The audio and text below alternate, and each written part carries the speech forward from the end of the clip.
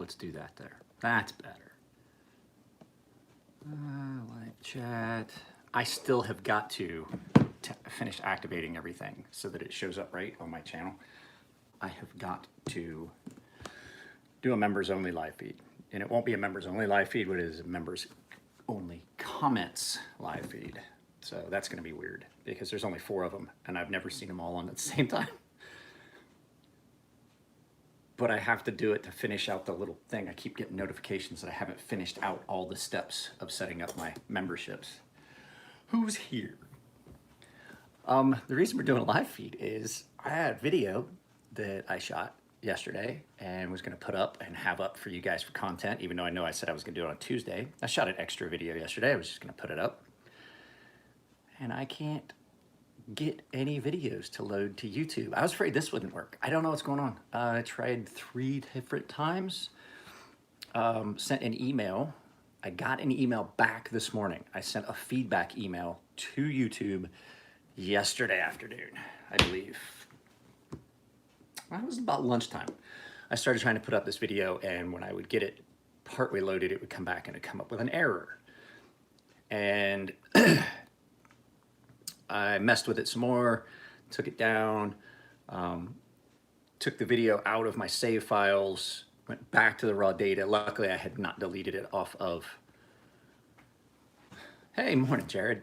I had not yet deleted it off of the, I haven't deleted the raw video clips.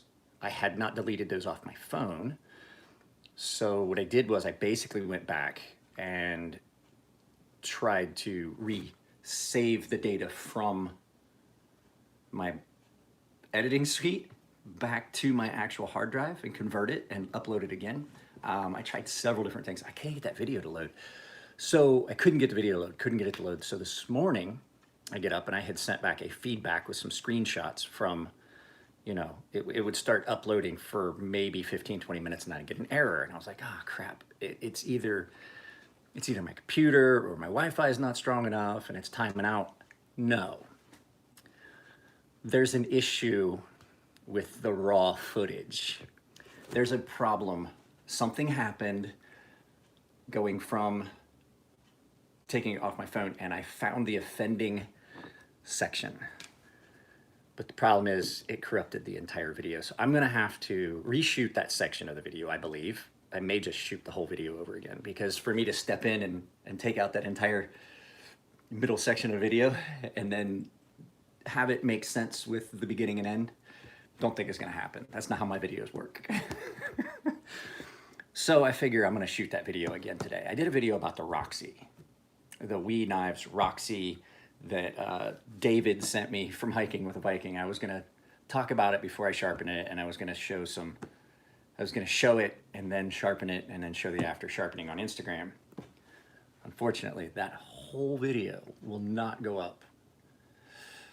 So we're not gonna have any content today except for this. That's why I'm doing a live feed. No intent doing a live feed. I had intention of doing a video today and then releasing the other video tomorrow, but as we can see. So at least YouTube's pretty cool. They have not answered back though about why Jack cannot join the channel. He keeps getting an error. He was sending me videos. What's up, Mark? So I don't know if any of you that aren't members have tried and you keep getting an error that, you know, it can't complete the process. Let me know because I want to send that information to YouTube. Jack keeps getting an error every time. Like he sent me videos. He DM'd me videos of him trying and I was like, that's weird. I'm a knife case here. You guys want to see anything in particular? I really am just doing this because I'm bored and I'm honestly, I have a knife that's gonna be a nightmare to sharpen and I'm just kind of putting it off for a little bit. I am gonna sharpen it today, but just kind of don't want. Hang on a second, guys. I gotta check on something. I've got soaking in some solvent over here.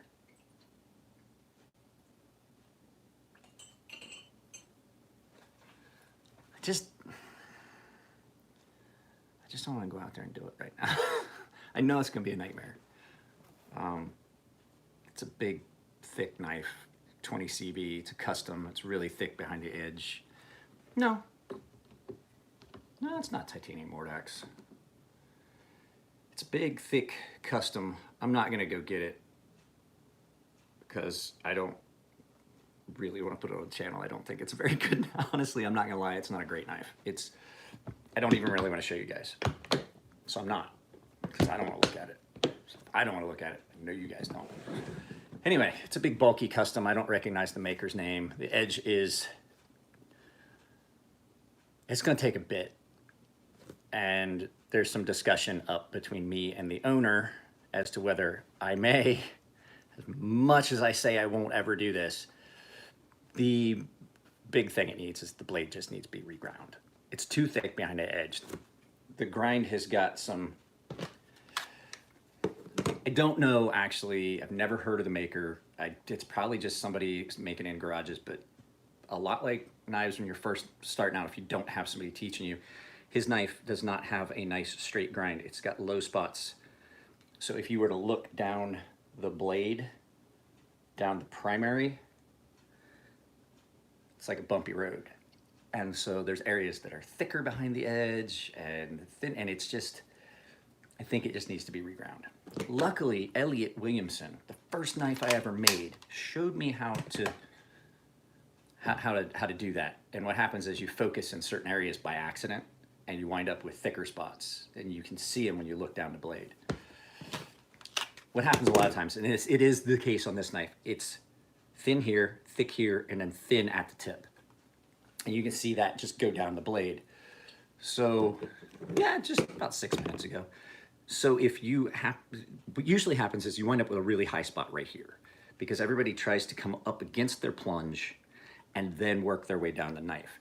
If you address the grinder in this area, work your way back to the plunge, skip across that and work your way on the tip, you get a really good distal taper, and you keep that thick spot that is, I'm telling you right now, if you guys have got any hand ground knives, go feel them right in this area here, about 2 inches up from the plunge and about 2 inches back from the tip. There's gonna be a spot that gets missed, because everybody wants to get that tip thinned out to get your distal taper established, and they want to get their plunge right. And what happens is they start here, and then they get the tip and they get the heel, but then there's a thick spot right here, and that can easily be fixed by, this is about a 4-inch blade. You start here, you got almost an inch here, and then it's 2 inches here, and you just work your way back to your plunge and then to the tip. I have never ground a knife any other way. It's how Elliot showed me the first time I ever made a knife, and has reiterated onto me in other knives. And I just immediately, I do it every time I make a knife. So very rarely you're gonna find one of my knives that have a thick spot right here. Where you'll find one of my hand ground knives that's a little thicker, I leave a little more material at the tip, because I know I don't want to have to grind a new tip on a knife for a customer when it comes in because he broke it. If you break the tip off one of my knives in 20 CV the way it's fucking heat treated, you're a beast, and that's just all there is to it. I saw what Eric Outer did to a fucking, yeah, Elliot Williamson, Fair and Forge. So it's the way he got around that. Like, he's like, I didn't want that thick spot when I would grind a knife. And he's like, I knew where it was at. So what I would do is that's where I'd address the grinder, and I could work my way back to either end. And I don't have that. It gives you, what it does is it evens the blade out. You wind up spending the right amount of time on the entire blade, instead of I'm focusing here and I'm flexing, and then, oh, I got to get to the tip. And then you miss a spot in the middle where you're focusing on that tip to establish that distal taper. Or you could always just not even do a distal taper, just leave that knife all the way down and just grind it like that.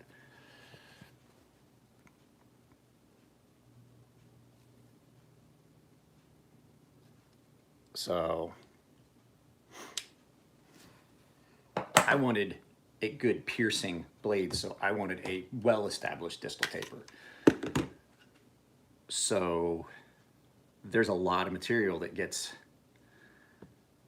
taken off down here because of the way I ground it by hand, and then I don't know how they do it to establish it with a machine, but by hand I like to have a pretty good distal taper. I like it to be a little thin. The thin down because this was, like I said, for combat, not just for slashing. You want some piercing. Just random stuff. I had a video. I was gonna put up a video. I had it edited, and I was trying to load it yesterday, Corey, and there's something wrong with the video, and it won't go up. I basically have to reshoot the video, I think, which means that it's going to go to the back of the line because I don't want to reshoot that. So we're going to shoot a video about something else today, probably. I am going to do a giveaway. I'm going to do a giveaway probably later this week. I'll shoot the video. I'm going to give away, but I need you guys to go into the community tab.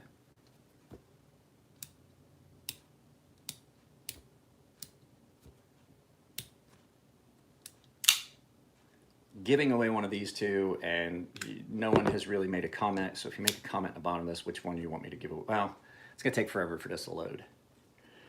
So I'm just going to do the eeny, meeny, miny, mo method.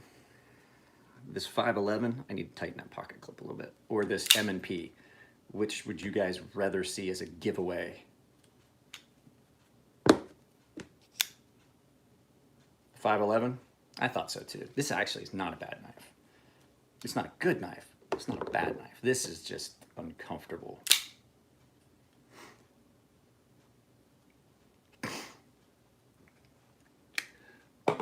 Well, it's just something because I know a lot of guys just want to hobby around at making knives.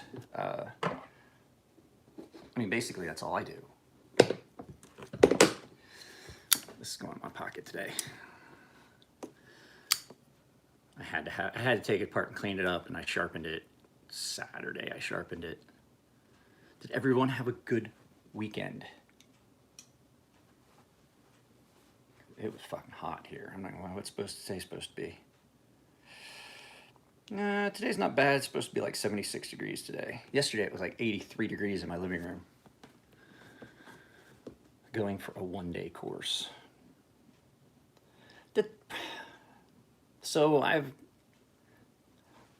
Okay.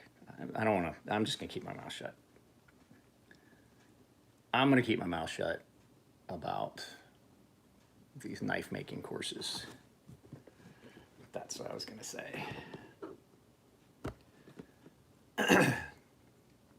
In all honesty,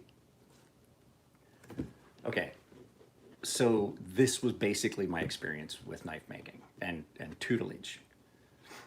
Elliot handed me a piece of metal. He said, well, there's the grinder. You know, make a knife, draw something on it. I drew it out. And he's like, all right, well, this is how you set up the grinder. And it's like, this is how I recommend it. He would come back. He's like, hey, don't forget to start mid-knife and work your way to the either ends. That way you don't get that thick spot. He would keep reiterating that. But basically, this was the tutelage I got from Elliot Williamson at Fair and Forge on how to make knives.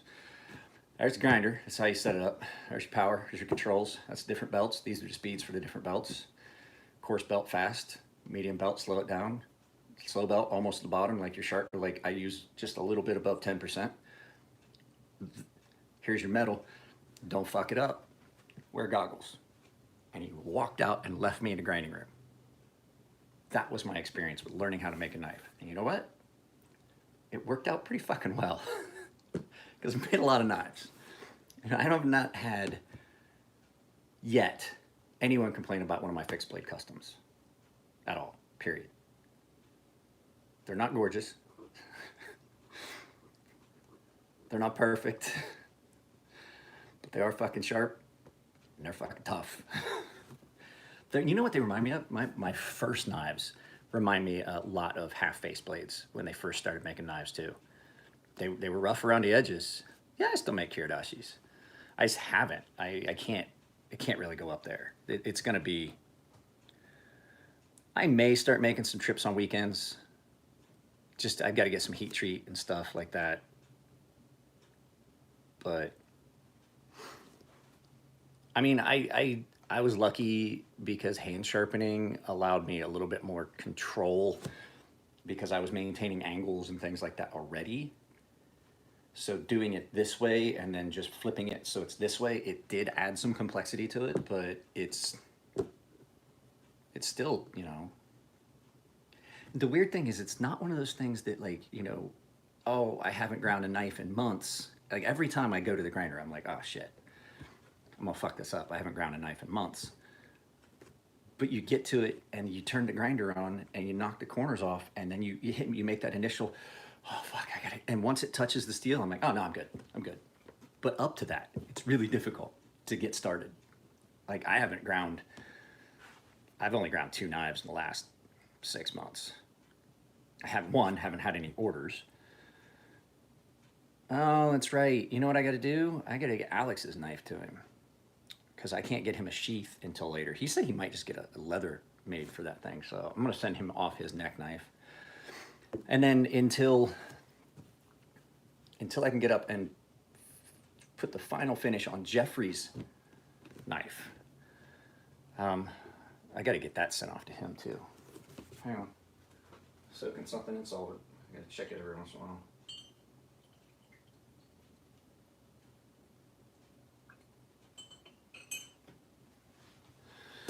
Have returned. I grind pepper on a daily basis. Oh, guys, I used that Sous-vide thing that one of your fellow subscribers sent me. I still don't know who it is. I still don't know. I've got a sneaking suspicion I know, but they won't admit it. I think it's the same person that sent me the beer. I would imagine. Anyway, so I got that Sous-vide thing. I did chicken breasts yesterday, and I did them in the sous vide, and then I put them in with a little bit of basil olive oil, sweet basil olive oil, and salt and pepper, and some dried onion and some garlic powder. I coated them real good, and I put them down in the water. I had to put a coffee cup in the middle to keep them from floating up, so I had 3 chicken breasts around the sides of the pan, a coffee cup right in the middle so that they wouldn't float up. They came out amazing. I hit them with the fucking propane torch. It was really good. Really good. So, probably the most tender and juicy chicken breasts. And these were shitty chicken breasts too. These were crappy ones that I bought on base. Oh, I didn't make coffee. Make a cup. I'm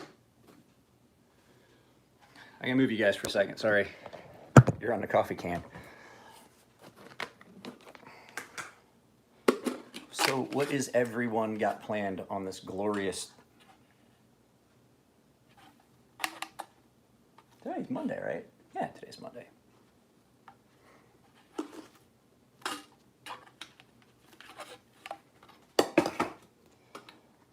I've tried to do chicken breasts a bunch of different ways, and I know how I want them to come out, and I'm like, I don't know how these restaurants do this. I do know now. I do know. You ever been to the big box stores and you buy the chicken that they sell there? The big bags of chicken breasts? They're all fucking individually vacuum sealed. They're cooking them in the bag. They're basically doing sous vide at the restaurant.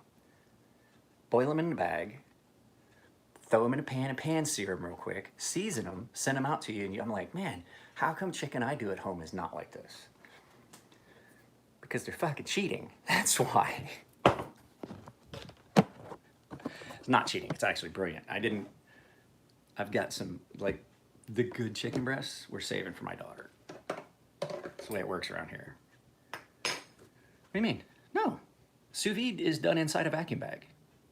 They're in they're PBA free fucking, or whatever, the PCB or whatever those fucking things that are in plastic are, BPA free bags.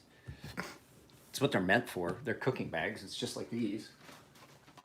It's no different than doing it inside a bag like this. What I do is, and you're not here's the flip side. You're not cooking at a very high temperature. You're at like 135, 145, I think. 145, 150. It's not hot. It's not enough to really do much to this. Like 135 water, I put my hand in it to pull the magnet out of it. Would I advise most people to do it? No. But I've making knives and burning them and shit, I can reach down in and grab stuff. But it's not a very hot temperature you have to worry about. It's not like you're breaking down the plastics. And so you're cooking at a low temperature over a long period of time. I think I took 2 hours to make those chicken breasts. From the time the water got to temperature, I put the chicken breasts in. I let it get to about 130, and those chicken breasts were still frozen. I sunk them in. I waited for it to hit 145. That meant that they were thawed and they were at temperature for 2 hours. So, yeah, that's dumb.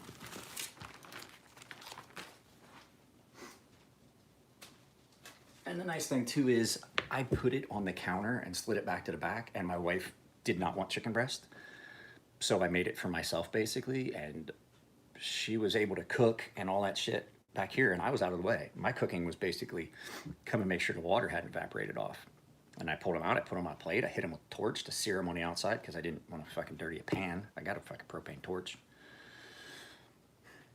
Somebody told me I should go through one of my videos, just pick a random video, film myself watching it, and every time I drop an F-bomb, to take a hit of that habanero hot sauce that I've got. I honestly think that's a horrible idea. Dean! Fucking Mr. Nugent. What's up, Nugget? Pour myself a cup of coffee. Or make myself a cup of coffee. I had too much coffee yesterday, and at one point I was like uncomfortable. Okay, I'm gonna let the cat out of the bag. I'm working on a video. I'm practicing doing it. So this is a sharpening video, but I have to practice to make sure that I've got it all set because I want it to go off without a hitch when we film it. My daughter's gonna film it. I am going to sharpen a knife fucking blindfolded. I'm going to. I'm a professional stunt sharpener. Do not try this at home. Back in the day, I used to say I was a professional stunt drinker. Don't try this at home. Yeah, I'm gonna do it. It's not gonna be, so here's the deal. We're gonna take a knife that is fairly easy to sharpen. It's probably going to be my large number 10 Opnel. Something that's easy to sharpen. And I want, no, I'm not doing a karambit. I'm gonna just knock the edge off. I'm gonna bring the edge back up from knocking the edge off. No, stop it. I'm gonna bring the edge back up to, so it's gonna be like a 4-stone progression. It's gonna be a 200, 600, 1,000. Yeah, no, that's it. That's what it's gonna be.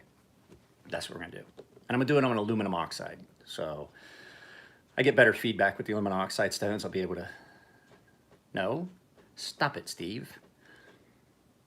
Waiting on my coffee. Bad idea, Steve. Bad idea. Sounds like something that PDM would do. PDM's probably gonna introduce that video because I'm pretty sure that Poor Decision Mike is involved in this fucking idea somehow. A 1-stone system? I don't recommend a 1-stone system. There are no 1-stone systems. None. Because if you only have 1 stone, how are you gonna grit progress? You have 1 grit. So a 1-stone system isn't actually a system, it's just a stone. This is a 1-stone system. 1 stone. If I had a combo stone,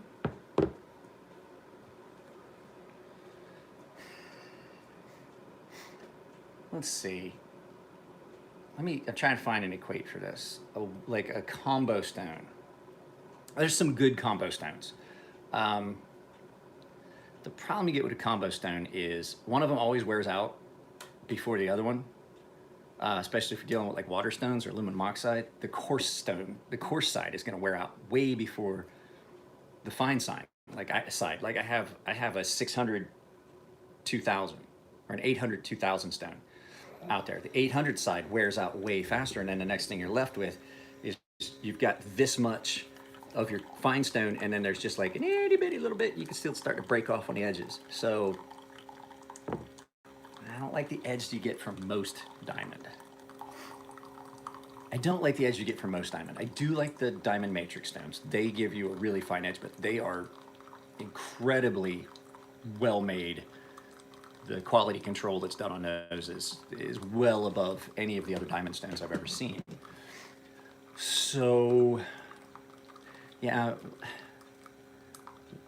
one, like combo stones are like, okay, we had a guy, my grandfather told me about this. There was a guy, and he was basically like a just all over the place kind of guy. Like, oh crap, I put too much water in that again.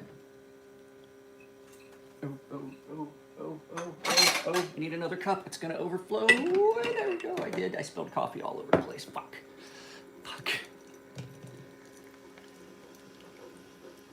I forget that this cup won't hold a full 10-ounce cup of coffee.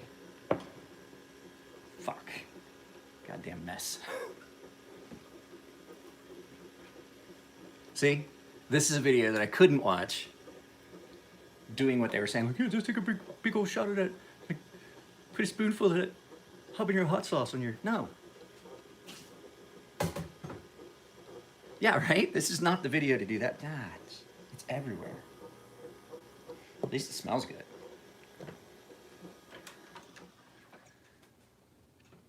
Holy crap, you're not dead, dude. I know who it is. Captain Apple. Captain, I want to be a knife guy. Now I want to be a vape guy. Now I want to... You're a dad. Well, hopefully you're as irresponsible as all of us new dads were. Just remember, they don't come with a manual. It's making a noise. Did I take it to a mechanic? What do I do? It's making a weird one. Where's the book? It doesn't have a warning light.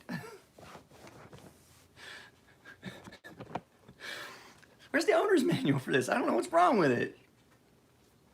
And just remember, just because, David, a diaper says 10 to 15 pounds does not mean that's how much it will hold. You have to change them.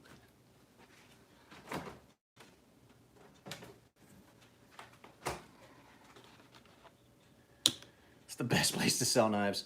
Right now, I don't know, you find out, you tell me, because I need to, yeah, I bet you do. I thought you were gonna, hey, do you remember, David, do you remember SoCal Knife Guy, my friend Bill? At one point you had told him you were gonna sell him a lot of your knife collection. I would go back, and I haven't been able to sell anything on Instagram for a while. That's why I'm giving shit away. I got a fucking mixed strider I'm trying to sell for $500 less than it's worth. And a full custom mixed strider I can't sell. Knives aren't selling anywhere right now. I got to talk to him first. I know he's SoCal Knife Guy on Instagram. I know that you had talked to him at one point. You guys like found each other through my channel or something. Bill is always looking for knives, I think. He had said at one point you were going to sell him most of your collection.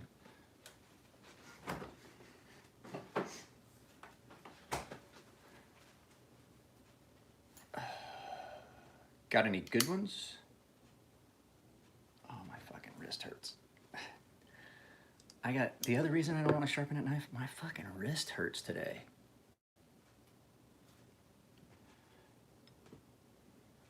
Knife companies can't sell knives. Now is the time if you need a knife. If you had your eyes on a knife. Even knives that are fairly historically cheap. Wee knives, React, things like that. Go check. Because I'm gonna tell you right now, I think that they left my knife at the same price, but a lot of their folding knives are well discounted on Blade HQ right now. Quarantine sale. Now, I don't know.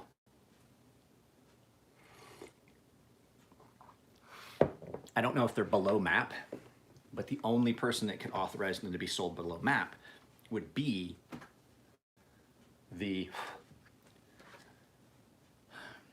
only ones that could sell below MAP would be if the manufacturer said they could. I want to touch on that again. Remember we talked about the Super Steel Steve thing, and I'm still kind of, I'm kind of on the fence because, like I said, I do agree with his sentiments about wanting to buy American and things like that. But also, if you guys are buying a knife directly from, there are some companies that sell directly to you, direct sales. If you're buying a knife at a show directly from said company, I believe you are definitely supporting the government. But if you buy it from like Blade HQ and things like that, yes, you are buying a Chinese-made knife. But however, Blade HQ, KnifeCenter.com, those, you're supporting companies that are, how do I say it? I mean, you're supporting companies that are still American commerce. Oh, yeah, okay. We were going to talk about that. I forgot. Thank you for bringing that up. Bestech. Now, I have not ever really said anything about Bestech and why I didn't go with Bestech. I had a chance to go with Bestech. I have a Bestech. This is how much I think of Bestech knives, is I fucking modified the shit out of my Bestech. Yeah, Bestech tried to stick it in fucking VDK and break it off. So VDK, I know we talked about it. VDK had a knife design. He's had a new manufacturer make it. It was somebody who hadn't worked before, Bestech. He had gotten some of the run in that he was going to sell direct. He got a bunch of prototypes. He got like 40% of the run, and they were all bad. So the few that were not salvageable, I think he fucking fixed a few of them himself and sent the rest back because he's like, hey guys, I need these back so I can sell them, so I can pay. And they came back to him and were like, hey, the knives are done, we need you to pay. And he goes, no, they have not met my criteria yet. And they went back and forth. And then Bestech went straight to Mass Drop and said, hey, they're done, here you go. Here comes the pre-orders for your knife. And VDK found out when they posted it, and he's like, whoa, hey. Mass Drop, to their credit, immediately we're like, all right, we're taking this down. We're going to reimburse anyone that's already paid, things like that. And so that's taken care of. But Bestech really tried to fuck the maker. So if you guys ask why I went with We, it's because, one, I had established a relationship with them through Elliot, and Elliot was like, this is a really good company. He's like, these are good people to work with. They're not going to try and fuck you over. They're not going to like lose your designs. And then talked with We Knife about the fact that, hey, I have other designs. I know you guys aren't really in the market to make any more fixed blade knives and things like that. It was like, you're not in the market you want to do OEM. That's where they make their money. They make OEM for you, and then you sell the knife. I don't want to have to try and sell 300 knives one at a time to be able to pay them back. And I don't have the upfront costs to be able to pay them upfront. So what I decided to do was I marketed my designs around to some other companies. I already knew the issues that I'd had with American manufacturers and how they wanted to, I just was not happy with what I was going to get for what I was going to be paying for and what I would wind up getting on the backside. So I talked to We, and then I talked to We, and I was like, hey, I want to make a couple other designs. I mean, I don't want you guys to think that I don't want to have my designs with you, but I have to get these designs out, and I think it would make sense to get them out through different makers. And they're like, no, that's perfectly fine. That makes sense. And I was like, okay, cool. And that's when the folks from We were like, this company's good. This company's good. And I had Artisan. They're like, we like Artisan. Artisan's good. She's like, but stick away from, avoid these companies. These companies have, and she didn't say anything about QSP, which I have 2 QSP knives that I'm going to do a video about.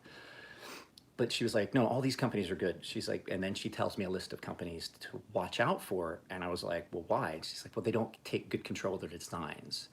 So if you have a design with them, there's a good chance you're going to see your design on eBay and AliExpress, 6 months later. And I was like, oh, really? So, yeah. And so now we're seeing Bestech was one of those companies. And so now we're seeing I don't know what's up. That camera just always looks hazy and grubby and grimy. I don't know why it just looks like that. Maybe it's just me. Maybe it's just how I look. So at any rate, that was definitely, I was like, oh, wow, okay. And then there's some companies that are historical for making straight knockoffs. Straight fucking knockoffs that are now trying to legitimize themselves, and they're gonna have a hard time because they did. You guys remember all the fake mixed striders that were on the market? Gonzo, I'm not even gonna talk about Gonzo. I fucking hate Gonzo. I have one in there and it's like, how sales of Stonefish? I really don't know. But there's another company, they were making all kinds of knockoff mixed striders. It was like John something. It sounded like a rapper's, it sounded like a rapper's fucking clothing line is what I always thought. Yes, there are still a bit Stonefish available most places. I don't know. I got paid out for, because they sold them all to vendors. So I got paid out. The whole run got sold. They're gone. You can't buy them on Wee's website. They never have sold knives on their website. God damn, that thing makes hot coffee. So, yeah, I can't think of the name of the company, but they made so many knockoff mixed striders and knockoff fucking Norsemen and stuff like that. And you'd see them on AliExpress all the time. Like if you got a knockoff strider, it was probably from, I can't think of the name of the company. But they're trying to legitimize themselves, and they do really, I'm not gonna lie, they do really good work. They've made some original designs, and they're making good designs. And I think they've got some people that are designing new knives, but they were so associated with that knockoff counterfeit market for so long. I don't think they'll ever be able to recover. I think they're gonna have to rebrand their company. And yeah, I can't think of the name. It's like John, no, effing Grove, no. I cannot think of it. But at any rate, they are actually trying to legitimize themselves. And I've seen their knives. Even their knockoffs were well built. Like I'm like, I can't fucking say that this is a good knife, but it's a good knife. And that's when I would get upset. And I was like, if you can do this that well, if you can make a counterfeit Sebenza that's like almost as good as a Sebenza, with the fact, like design and function. I'm not talking like, does it work? Is it the right steel? No, because it was probably shitty titanium. I think well below it, but like as far as function and, no, FUBU, Mark. It's like, yeah, but what I'm saying is like, to be able to make a knife and reverse engineer a knife and come close, why aren't you just fucking making your own knives? Gonzo knives. Fuck, I hate them. I have one just because I fucking can't sell it. I can't give it away. It's a piece of shit and it's fucking counter. It's a fucking exact duplicate of a ProTech. So why not just make your own fucking knives? Find knife designers. Fucking damn near anybody can design a knife now. I did 2. I just didn't do it in CAD like most people would do. I just like, hey, let me make it in metal, and then here, can you make this? So yeah, it's been fucking silly. But yeah, they're trying to legitimize themselves. Well, Best Tech is going the opposite direction. That's what I was trying to do. Sorry, I was trying to tie this all back together. So Best Tech was legitimate. They had legitimized. They were a legitimate maker, and now they're sliding down into we're going to sell your designs, and we're going to go around behind your back. So you got some companies that are trying to legitimize themselves, and some companies that try to, what would that be, illegitimize? I don't know. You bastard. I mean, that's what you get from me. I don't know. But this is your content for the day, guys. This is why I'm doing this, because like I said, that other video will not load to YouTube.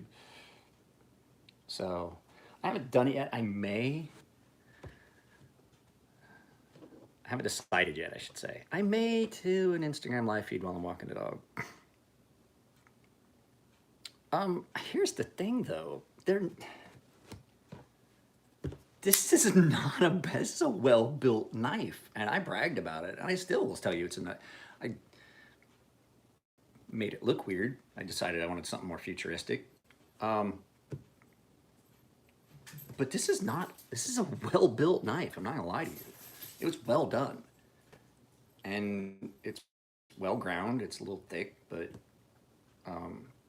yeah, it's not a bad knife. I mean, I suppose objectively you could say that it is now, but I didn't do anything to the knife that's gonna affect its functionality. I just made it a little more stabbier. More stabbier. Is that an actual word? I thought it was gonna look cool. Nico and I talked about it, and I kept saying it. I was like, I'm gonna grind that off and just get rid of that entire back swedge all the way from here back, and I'm just leave the edge. Don't you think that would look cool? Of course, everybody was like, man, that'd be cool. That'd be cool, da da da. And then I do it, and they're like, what the fuck did you do? I'm like, we talked about this, guys. I thought you had my back. I thought we were agreeing that that would be a cool idea. And they're like, yeah, it sounded like a way better idea than it actually was. I was like, gee, thanks, guys. I mean, it's a $30 knife. That's the best $30 fucking knife I've ever held. I'm not gonna lie to you. Still, I do. Bullshit aside with Best Tech, this is the best $30 fucking knife I've ever had in my hand. Ever. Hands down. Period. So why you wanna fuck your business up like that, Best Tech? Why do you wanna do that to yourself? Like, hey, we're having a good run of it. Let me stick a broomstick up my ass and break it off.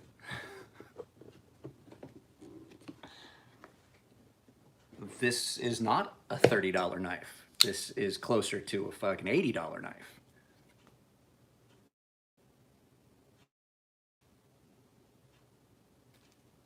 And yeah, it's still better.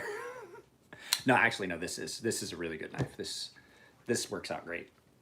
As you can see, this knife gets used a lot. The Brigand.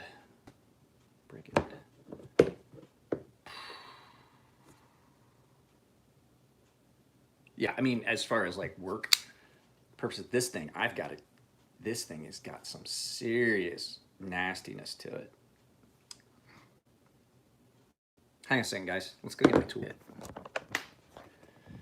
D2 on an Ontario Rat 1 is okay. I think you would have less chance of corrosion and spotting in the AUS 8 version. Because I have knives in AUS 8, and I have, guys, when I get something in my mustache or beard, you gotta tell me. Jeez, guys.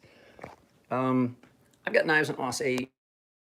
It'll spot, but I don't think it spots their D2. No, the D2 is really good. It rusts. That's it. It just rusts.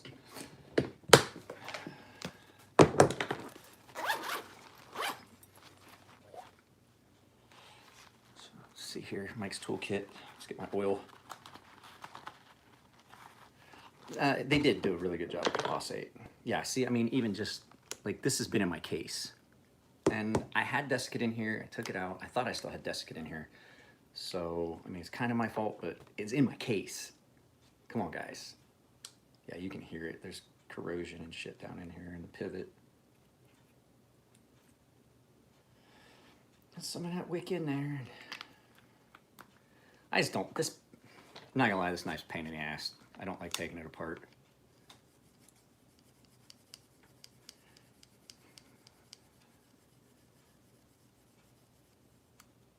It's not the AUS 8. The D2's not worth the extra money, if that's what you're saying. AUS 8 is their baseline budget steel. It's cheaper.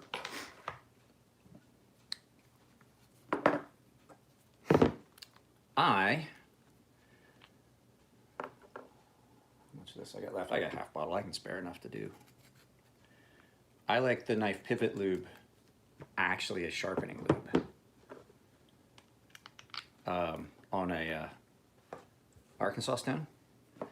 because it does exactly what they say it does. It lifts those, I just can't not sharpen. It lifts those, the grit from the cuttings. Yeah, I don't see how they make any money because I'm still using the first bottle I had that they sent me for free. So because using it one drop at a time, I find that I'm not going through it very quickly. And I use it on you guys' knives when they come. And everybody's like, I remember the Knife Nuts podcast guys were talking about the nano oil, and then they were talking about the KPL. It's the next, all the snake oil stuff. I personally think that this is actually way better for a lot of the knife applications. And then I'm just going to leave that KPL on the blade. Put that back in the case. Like, I'll tell you, no joke, this knife is that smooth because of KPL. When I was using nano oil, it wasn't that smooth. Not even close. Yeah, this is still the first bottle they gave me when they reached out to me, and I've got almost a half a bottle. I don't think it does. I honestly don't think it does. I have knives in here that still have nano oil on them, and I find that they have varnished up and gotten almost sticky. The thing with nano oil, what you were supposed to do, nano oil was never supposed to be something you put on and leave on. Nano oil, because I use it on my guns, because I still have nano oil. I still use it on my guns. Nano oil is an armament oil that you would put on, leave on for a short period of time, wipe off dry. No, I'm not gonna have two different. I don't like the heavy. I don't see that it. I mean, I've tried it. I don't see that it does any better on my detent and my pivot than the regular. I prefer the thinner stuff as it is, and plus this stuff's like 10 weight.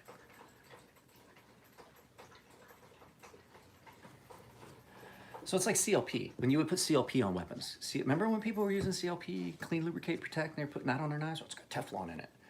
It was a lot like Rem oil, but it had more Teflon in it. And you put it on, and then it would varnish up and stuff would get stiff. And that's why I don't use Rem oil on my guns. A lot of people are like, oh, put Rem oil on your guns. Like my butthole. I don't want to have to use fucking brake cleaner to get that shit off my gun when it sits in the safe for CLP. Yeah, I've tried EDC. I don't like it either. I mean, I get it. Jim loves it. I use frog lube. That shit does the same shit. It fucking gums up. You leave that shit sit, and like CLP, frog lube, anything that's got all that Teflon and stuff in it, the carrier evaporates off. The Teflon stays there and it gets sticky. It sticks to everything, and then it collects all the stuff and it varnishes up, and then you got to use brake cleaner to get the shit off because it looks like somebody fucking varnished a wooden table and then spilled it on your gun. So, nope. They made us use CLP, and I would try to say we were out of it. I would use VBL 800 as a substitute. VBL 800 is CLP without the Teflon. It's the clean lubricate without the protection. It's like washing an Astroglide, but no condom. See what I did there? See what I did? See how that didn't pan out? No one thought that was funny. I mean, that's what happens in my head, guys. I can't. Sometimes I just gotta let it out or I'm gonna explode. Is the dog still upstairs? Did she? Okay. Well, guys. Note, I didn't say this would be a short one. I'm gonna take the dog for a walk here just shortly. But we got, I'd say maybe 10 minutes left. You guys got 10 minutes left in you? Let's see what you guys want to talk about.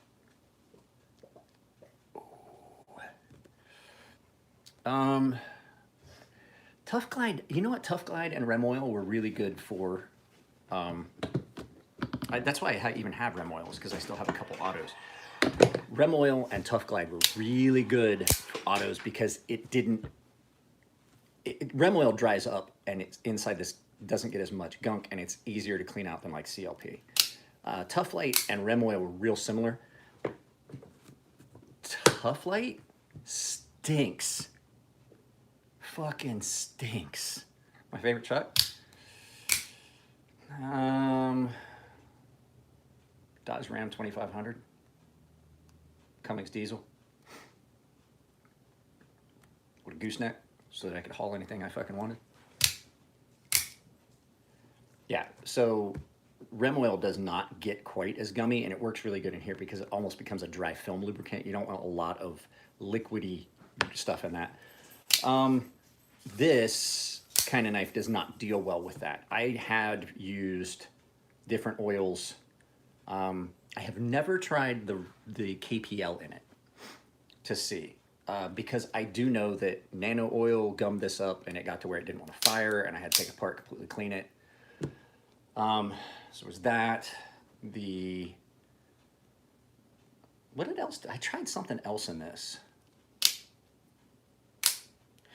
But no, these you want to have pretty much a dry film lubricant in it. And the Tough, I think I still have the Tough Glide. Do I use nano grease or anything like that? I don't have any nano grease. I have some mil-spec gun grease. I have used this. This actually does pretty well on a Sebenza, but same thing, over time, if it sits in your case, over time it kind of just, it's almost like the carrier oils lubricate, or I mean evaporate, I should say. And so what you're left with is it starts to get, especially when you get dirt and stuff in it. Like it could just be because it gets dirty, and I carry this a lot, but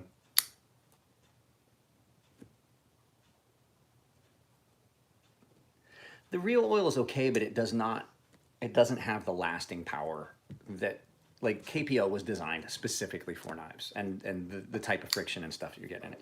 This knife, I've tried oil. I've tried the KPL on it. I think that Sebenzas do best with the grease, with just the fluorinated grease. That's what's in this now, is fluorinated grease. It's stupid smooth. There's no real friction. It's great. It came out great. When I use oil on this, what happens is you get oil on your lock face, and then you get oil on the lock face here, and oil on your lock interface on the blade. What that does is, that's when I start getting lock stick. This never has lock stick unless I get some kind of lubricant on the lock face. And what that does is, this has got a really not a very steep angle on its radius for where the lockup is. The angle on that's not very deep. So that keeps it from sticking very easily. The problem is that when you get lubricant on it, it allows the lock bar, so this is your lock interface, it allows your lock bar that normally would be here to slide a little further over, and then that pushes down, and then you get some galling, and then it has to pop off, and they've got lock stick. The radius that's on that mixed strider that I have now is way different than the old mixed striders I used to see with a lot of lock stick. He had a really deep radius. Well, that let it drop way up in, and then it would gall. Now that's, for some people, like, oh, that tells me that the lock's not going to fail. No, it tells me that you're damaging your lock face and you're going up with blade play soon, but if that's the way you want to think about it. But every once in a while, you get a strider that you pop open and you couldn't get unlocked. I had a guy send me one. Sent me a folding mixed strider SNG, I think it was. That was wrapped up in toilet paper and sent to me. He's like, please help. And his thing was, it had been flame colored and he didn't want to mar it. He didn't want to stick a screwdriver in there. He's like, what can I do? And I just got a wood wedge, popped a wood wedge in there. And time I was like, I don't know what to tell you. It's going to do that like every time he was like wrist flicking it open, and I let it go further up in there, and I was like, just do it like this. Don't do anything else, because it would still like oh, there it goes. pop. You're like, but if you were to like snap it open like that, put some wrist into it, you were like, fuck, God, where's my wood wedge? Pop. So that's why I don't leave. We brought it all the way around. Oh, actually, that is worse. If you polish it, it's worse. I've had knives that come in with lock stick, and what I've done is taken a piece of 220 grit sandpaper and take the steel lock face and put a piece of 800 grit sandpaper on there and go just to scratch the surface.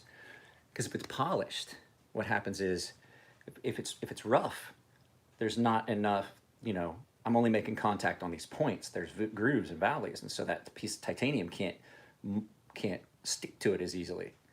If it's all smooth like this, then it gulls and it sticks to it and it doesn't want to come loose, and that's what lock stick is. A lot of times, you just hit that with a coarse, kind of back up, with a coarse piece of sandpaper, like 220 grit sandpaper, lightly, not to instill any rock, not to take off much material. You're just scratching it. A lot of times that helps. I had to do that. Love him to death, Aaron Frederick, that knife that Nico had some bad lock stick, and even after we carbonized the lock face, still was sticking. Not as bad, and so I just took a piece of fucking 220 grit sandpaper and just like 3 times, put that knife back together, no lock stick, and I was like, man, it was a great knife. The only issue I had with it was lock stick, and I took care of it. So polished means less friction, allows it to go further, and then it can mar or gull. So that's a big long. Let's ride all the way around the corral to get to where we started.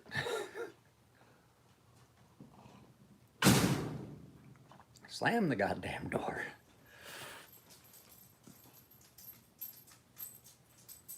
No, not always. Some knives are just gonna stick. I'm just saying that sometimes don't do any of the things I recommend unless you have tried them before and know how to do it. That is my disclaimer, because I don't want somebody to come back and, dude, my fucking knife's got lock rock because I took a block and I sanded the fuck out of the lock interface. I didn't tell you to do that. I specifically said I took a piece of sandpaper, put it on my finger lightly, and was like, just to scratch it, not to take any material off. Before you do any of the things I ever talk about, consult with me and ask me if I think it's a good idea, because I'm probably going to say, no, that's a horrible idea. I did that under direct supervision of a professional knife maker enough times that now I feel comfortable going through. Are they $450 now? I mean, okay, I got a couple minutes left. Let me tell you about what I feel about the Sebenza. Is it an outdated design? You could say that. Is it a lot less overwhelming? Is it underwhelming when you first get one for what you pay? Yes. After you've carried it for several months and you realize that there is absolutely no flaws really to speak of with a Sebenza, that's when it starts to sink in. Is it worth $450? Yes. Do you know why it's worth $450? I've had no other knife that has not changed except for this.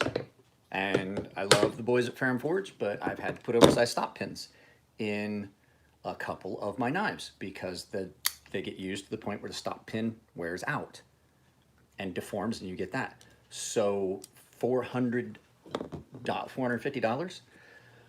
This is my second Sebenza. I bought one when they were still in BG42. So that was 8 years ago-ish, 10 years ago. And I used that knife until somebody said they wanted to buy it, and they bought it for almost what I paid for it. And I immediately regretted not having my Sebenza, and I bought another one. And I paid $400 I think I paid $400 for my first one. I have the receipt for this, $410 for that one. And if they're still only $450, this is the beauty of the Sebenza. They have maintained the same level of fucking quality. They have had hiccups. Hiccups happen. Nothing horrible. They've maintained the same level of customer service, the same level of quality, the same warranty at pretty much the same fucking price for a very long time. Is it worth it? Hell yes, it's fucking worth it. Because you know what? You buy a Sebenza, this knife will last until my grandkids wear it out. Maybe. You see what I'm saying? This knife will outlive me and will probably outlive my daughter. For $400? Yeah, it's fucking worth it, because I can't honestly say that about too many more of the knives in my case. The Ferrum Forges, I'm talking production knives. The Ferrum Forges are not. This knife, somebody told me, they were like, hey, because I think they're making these again now. But for a while, you couldn't get these.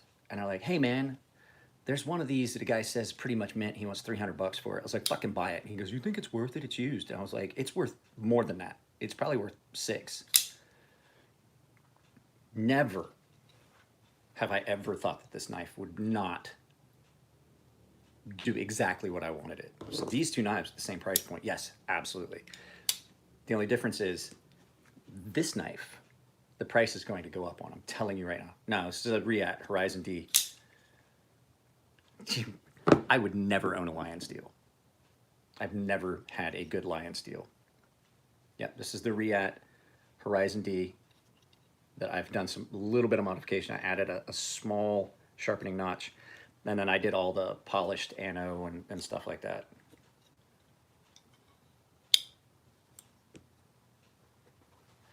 No, see, that's the thing. That is the thing about Sebenza. They're not a giddy, they're not. Like, because that's what you're expecting when you buy one, because everybody hypes them up, including me. What you get is elegant simplicity. I've said it before, elegant simplicity. And once you get past the fact that it's like, holy crap, this is underwhelming. What did I just spend money on? And then you get into the using it and how it feels and how it performs and the fact that it never fails to perform. That's when you get into what a Sebenza really is. They are rock solid, always will we be rock solid, and you're looking at something that, like I said, it's like the Costco, I like to think of their Sebenza as the Costco hot dog. The price of the Costco hot dog that you get at the food court has never changed. It's the same price it was the first day they opened their doors. If you watch any of the videos about like that, the food court stuff on YouTube, they'll talk about it. Costco loses money on the food court. They're selling those hot dogs below what it costs them because they won't change the price. They make money in other ways. You go and you can buy a piece of pizza at the same price that a piece of pizza was when you first ever went to a Costco. It has not changed. And they lose money on their food court. And they don't care. Because guess what? Now I've provided somebody, I'm not gonna lie to you, there's times we go to Costco just to eat. Back before all this fucking shit happened. We'd go to Costco for no other reason than to get something to eat. And my wife was like, oh, you know what, I should go in. We used to live, like, literally, we could walk to Costco. And we would walk to Costco with the dog. And so me and the wife would go walk to Costco with the dog. She would run in the store, grab something, we'd put it in a backpack, take it up the hill. After we had our daughter, we'd do the same thing. We'd take the dog in a stroller and the kid, and we'd go down to Costco, and me and the dog would sit at the food court, and the wife would go in and get a couple things, put them in the bottom of it, and we'd take them up. So,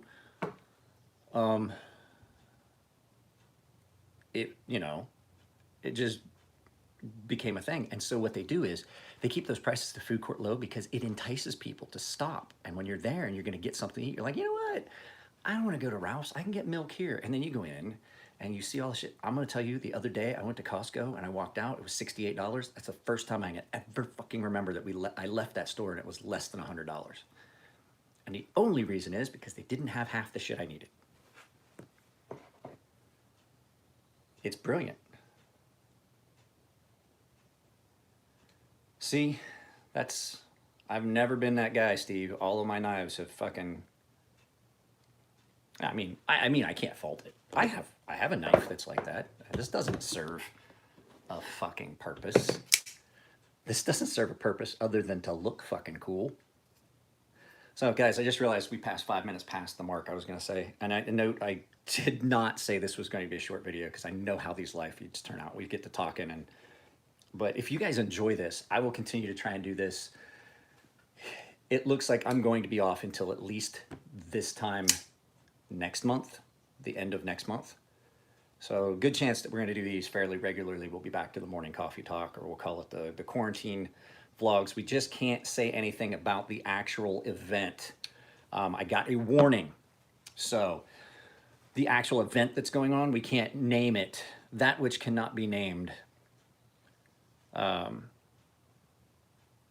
is what we are referring to. We cannot refer to it by name. There's been other channels that got videos demonetized and stuff like that. So we can't talk about what's actually going on. So we got to call it like the event, the happening, the current crisis. So those things we can't mention. Like I said, the recreational agriculture no longer can mention at all, period. And well, I've curtailed my drinking pretty much. We're going to do a video about, we're going to do an actual apology video to you guys. And it's going to pain me to do it, but I have to actually admit that my troll, who was fucking harassing me online, had a valid point. But it is stupid, but the fact is, I don't know, I really don't know why it's like that. So the fact is, I know I got a warning about specific content. And it wasn't directed at me, it was just directed at creators. I did not see said message until several days later. So luckily, no, I don't think I ever said anything about like the My Sharona song that currently is playing throughout the world. I don't think I actually mentioned it, so I think I should be safe. But yeah, just we gotta be careful what we talk about. So, U.S. Naval Gunnery School, Great Lakes, Illinois. So guys, I love you. I'm gonna get off of here. I will try to get that video up today. If I can't, I apologize. It'll go up tomorrow. I have a sneaking suspicion that there's a corrupt frame in that, so that whole middle section of that video is gonna have to be reshot. And like I said, I don't want to have to go back and recalibrate my brain to what I said yesterday. So I'll just shoot the whole thing again. It's not that big a deal. I like the knife. I remember what I was talking about the knife. So, and then we're gonna do a couple videos that I've got coming up. Oh, I was gonna ask you guys, since I took the gaming channel down, would you guys be willing to meet me over on Twitch? I took the gaming channel down because it was affecting the ability to do memberships on this channel. If you guys want, my daughter threw up. Hang on a second.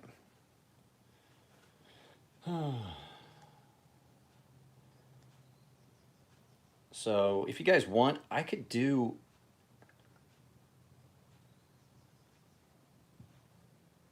pictures or it didn't happen.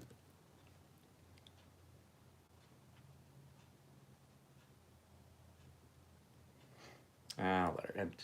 We had an incident yesterday where I caught her not actually training. What's my Instagram? Instagram, just the Emler Edge Crazy Sharp. You have to type the entire thing in.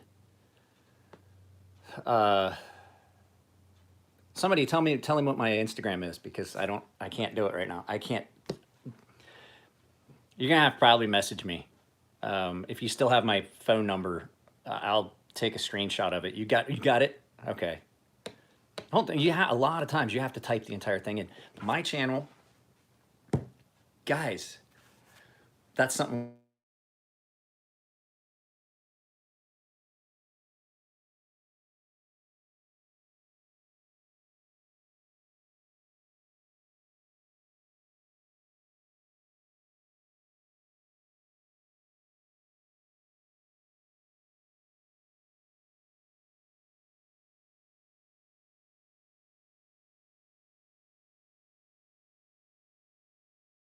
Lives, veterans business, stuff like that. Fuck.